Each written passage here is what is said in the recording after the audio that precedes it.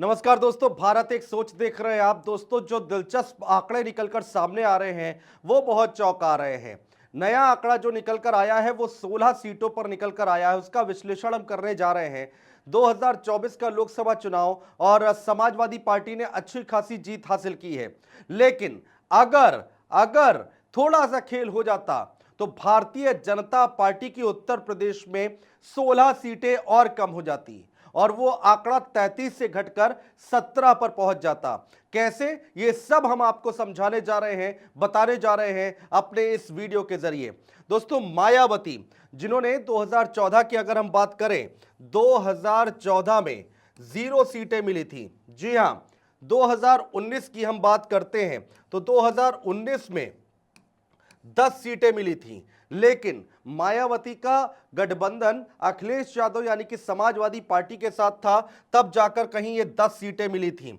अब आ जाइए 2024 की बात करते हैं। 2024 में मायावती को 0 सीटें मिली है, यानी कि 2014 वाला प्रदर्शन 2024 में मायावती ने एक बार फिर से दोहराया है। एक बार फिर से वही आंकड़े आए हैं, यानी 0 सीटों का आया है। और 16 सीटों का समीकरण क्या कहता है वो जरा एक एक सीट हम आपको समझाने जा रहे हैं।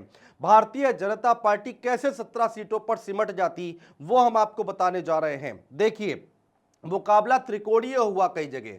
ये सीटें हैं 1 2 3 4 5 6 7 8 9 10 11 12 13 14 15 16। एक एक सीट की हम बात करने जा रहे हैं दोस्तों। सबसे पहले अकबरपुर की हम बात कर लेते हैं। अकबरपुर में देखिए, यहां पर 4,73,078 वोट मिले हैं। यहां पर इंडिया गठबंधन को, समाजवादी पार्टी और कांग्रेस पार्टी को, जिनका प्रत्याशी अकबरपुर। बीजेपी को मिले हैं 5,17,523 वोट। जी हां, और यहां पर त्रिकोणीय मुकाबले के चक्कर में यहां पर 73,140 वोट मिले हैं बीएसपी को। और जो जीत हार का अंतर था, मार्जिन था, वो देखिए, वो था 44,345। तो अगर बीएसपी 73,140 वोट ना पाती या फिर उसका और कम होता तो ये जो वोट बीएसपी में गया है वो सीधे समाजवादी पार्टी और कांग्रेस पार्टी के गठबंधन में शिफ्ट हो सकता था। और ये जो 44,345 का मार्जिन है अकबरपुर में, वो पूरा हो सकता था इंडिया गठबंधन में।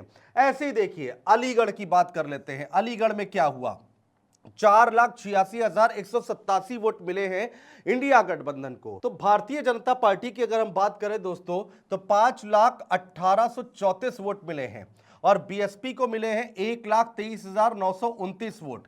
जीत हार का मार्जिन जो था दोस्तों वो 15,647 वोटों का था। तो जो भारतीय जनता पार्टी को वोट ना देकर बीएसपी के खाते में ये वोट बैंक गया है, ये वोट पड़े हैं, वो शिफ्ट हो सकता था इंडिया गठबंधन में। इसी तरह अमरोहा की अगर हम बात कर लें, अमरोहा बहुत महत्वपूर्ण सीट थी। इंडिया गठबंधन को मिले 4,47,863 वोट और भारतीय जनता पार्टी को मिले हैं 4,76,506 वोट और बीएसपी को मिले हैं 1,64,099 वोट। और जीत हार का अंतर था 28,670 वोटों का, मात्र 28,670 वोटों का। अमरोहा की अगर हम बात करते हैं तो अमरोहा में मायावती ने मुस्लिम प्रत्याशी उतारा था और यहां पर दानिश अली जो है चुनावी मैदान में थे इंडिया गठबंधन से, कांग्रेस पार्टी से, आपको याद होगा। तो ये वोट बैंक जो 28,000 का जो मार्जिन है वो यहां से पूरा हो सकता था, यानी कि मायावती ने जो वोट काटे हैं वो जा सकते थे इंडिया गठबंधन में। आइए अगली अगली सीट की हम बात करते हैं। बांसगांव की अगर हम बात करते हैं, बांसगांव में क्या हुआ दोस्तों वो भी जान लीजिए। यहां पर इंडिया गठबंधन को मिले 4,25,543 वोट और बीजेपी को मिले हैं 4,28,693 वोट और बीएसपी को मिले हैं यहां पर 64,750 वोट। जीत हार का अंतर देखिए दोस्तों, जीत हार का अंतर मात्र 3,150 वोटों का था। तो ये 3,000 वोट यहां से कवर हो सकते थे और इंडिया गठबंधन की जीत हो सकती थी, इसमें कोई दो राय नहीं है। भदोही आ जाइए, भदोही में क्या हुआ, भदोही में हम आपको बताने जा रहे हैं। 4,15,910 वोट मिले हैं इंडिया गठबंधन को, जी हां, और बीजेपी को मिले हैं 4,59,928 वोट और बीएसपी को मिले हैं 1,55,053 वोट। जी हाँ, जीत हार का अंतर 44,072 का था, मात्र 44,072 का। तो ये जो 1,55,000 वोट यहां पर मायावती को पड़े हैं, इनमें से ये जीत हार का अंतर जो था वो यहां पर कम हो सकता था या फिर यहां पर इंडिया गठबंधन के खाते में आ सकता था। तो ये सीट भी निकल सकती थी इंडिया गठबंधन की। छठी सीट बिजनौर, देखिए एक एक सीट का आप आंकड़ा समझेंगे तो आपको समझ में आ जाएगा कि उत्तर प्रदेश में ये 16 सीटें भी इंडिया गठबंधन के खाते में आ सकती थी। इंडिया गठबंधन को बिजनौर में मिले हैं 3,66,985 वोट और बीजेपी को यहां पर मिले हैं 4,44,093 वोट।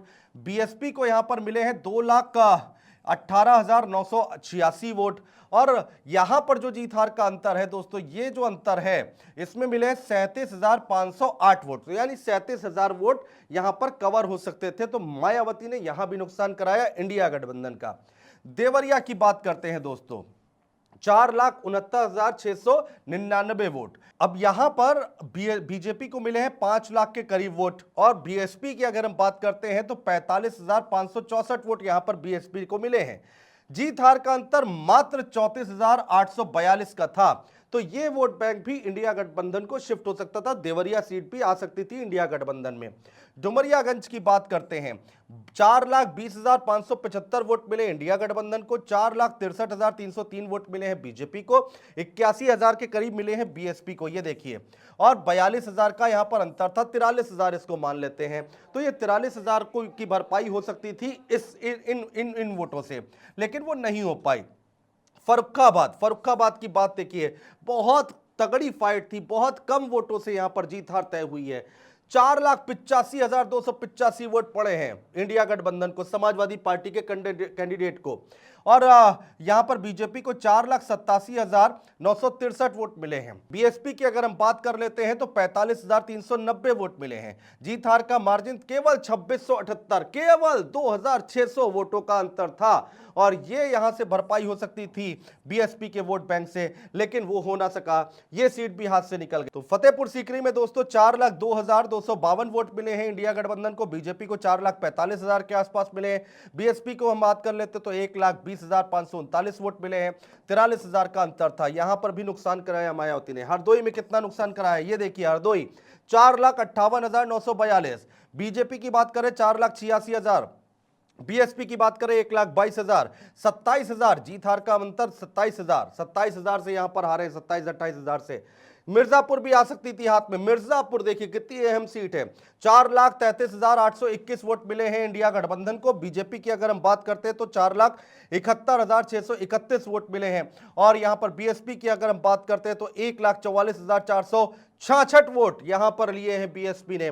तो 37-38,000 का यहां पर भी अंतर आया है जीत हार का। यह सीट भी इंडिया गठबंधन के खाते में आ सकती थी। मायावती ने बड़ा नुकसान कराया इंडिया गठबंधन का। मिश्रिक की हम बात कर लेते हैं जल्दी से, 4,41,610 वोट मिले हैं इंडिया गठबंधन को।